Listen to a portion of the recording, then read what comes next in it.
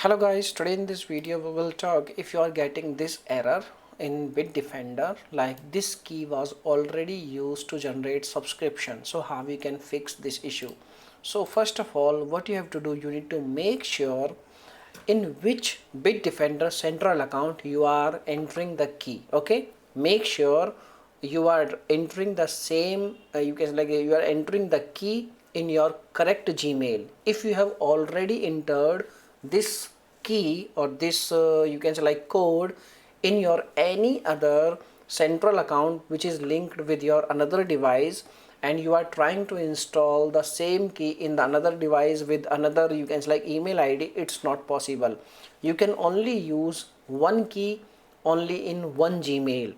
You need to log in the same account with the same email on each and every device. Then you don't need to enter any key. Your key will work on each and every device. Okay, so this is the thing.